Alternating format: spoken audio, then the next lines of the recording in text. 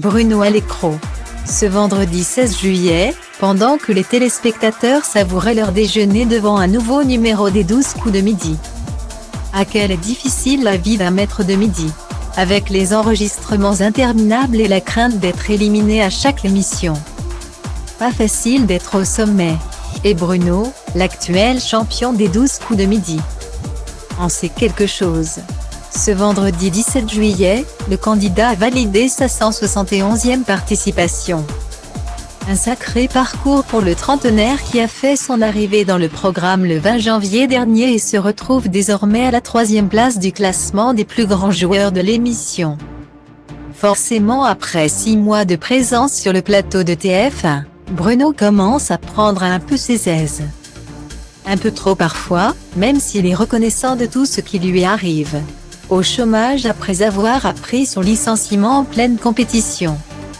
Le participant se concentre pleinement sur les 12 coups de midi au détriment de trouver un nouvel emploi. Les CV et les entretiens peuvent toujours attendre.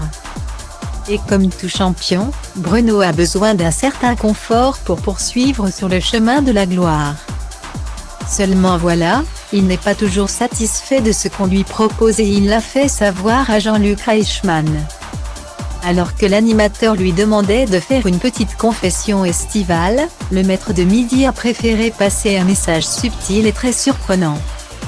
Il ne supporte plus le moment de la pause déjeuner.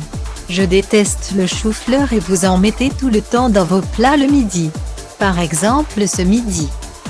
À côté de la viande, il y avait du chou-fleur, du coup j'ouvre la boîte et je me dis, non. Ce n'est pas possible, je ne sais pas qui s'occupe de ça mais il faut arrêter le chou-fleur. Les patates. C'est très bien, a-t-il expliqué. De quoi laisser le présentateur sans voix. Heureusement, il a pu compter sur le soutien de Zet, la voix off, qui a confirmé que chou-fleur sentait fort ce midi et que c'était musclé. Une doléance à laquelle n'a pas réagi Jean-Luc Reichmann. Une chose est sûre, il ne lui souhaitera plus un bon appétit.